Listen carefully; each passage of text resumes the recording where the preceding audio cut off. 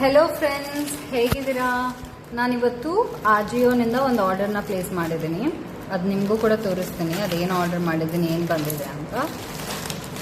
ಇದು actually kurta set ಅವಸ ಬ್ರ್ಯಾಂಡಿಂದ ನಾನು ತೊಗೊಂಡಿರೋದು.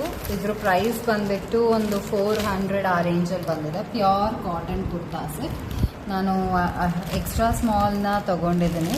But last time ನಾನು ಎಕ್ಸ್ಟ್ರಾ ಸ್ಮಾಲ್ ಟ್ರೈ ಮಾಡಿ ನೋಡಿದಾಗ ಸ್ವಲ್ಪ ನನಗೆ ಯಾಕೋ ಅದು ಕಂಫರ್ಟಬಲ್ ಅನಿಸಿಲ್ಲ. ನಮ್ಮ ಮತ್ತೆ ಎಕ್ಸ್ಚೇಂಜಿಗೆ ಹೋಗಬೇಕಾಗಿತ್ತು. ನಾನು ಇದನ್ನು ನಾರ್ಮಲ್ ಎವ್ರಿಡೇ ವೇರಿಗೆ ಅಂತ ತೊಗೊಂಡಿದ್ದೀನಿ. ಪ್ಯೂರ್ ಕಾಟನ್, ಇವಾಗ ಸಮ್ಮರ್ ಇದೆಯಲ್ಲ ಆ ಥರ ತೊಗೊಂಡಿದ್ದೀನಿ. ಕ್ವಾಲಿಟಿ, ಕಲರ್ ಇದರಲ್ಲಿ ಏನೂ ಕಂಪ್ಲೇಂಟ್ಸ್ ಇಲ್ಲ. ಬಟ್ ನನಗೆ ಮತ್ತೆ ಸೈಜ್ ಏನೋ ಚಿಕ್ಕದಾಗಿದೆ, ಟೈಟ್ ಆಗ್ತಿರುತ್ತೆ ಅಂತ ಅನ್ನಿಸ್ತಾ ಇದೆ ನೋಡ್ತಾ ಇದ್ದರೆ. ಮೇ ಬಿ ನೆಕ್ಸ್ಟ್ ಸೈಜಿಗೆ ಹೋಗಬೇಕು ಅನಿಸುತ್ತೆ. ಬಟ್ ನೀವೇ ನೋಡ್ತಾ ಇದ್ರಲ್ವ, ಕ್ಲಾತ್ ಸ್ವಲ್ಪ ನಿಮಗೆ ಏನೋ ತಿನ್ನಾಗಿ ಕಾಣಿಸ್ತಾ ಇರ್ಬೋದು.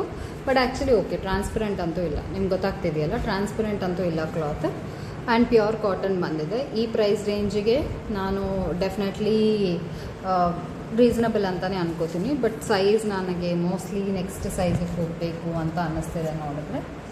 ಇದೇನಂತ ನಾನು ಚೆಕ್ ಮಾಡಿ ನೋಡ್ತೀನಿ. ಇದರಲ್ಲಿ ನೋಡಿ ಬಟನ್ಸ್ ಕೊಟ್ಟಿದ್ದಾರೆ. ಇದರ ಈ ಯೋಗ್ ಪಾರ್ಟಲ್ಲಿ ಈ ಪಾರ್ಟ್ ತನಕ ನಿಮಗೆ ಪ್ಯಾಟರ್ನ್ ಬಂದಿದೆ.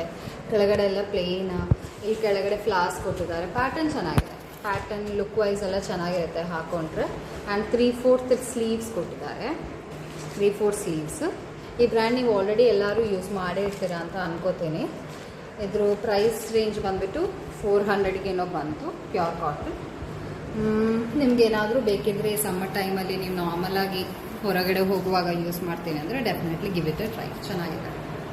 ಓಕೆ, ಚಲೋ. Thank you so much for watching.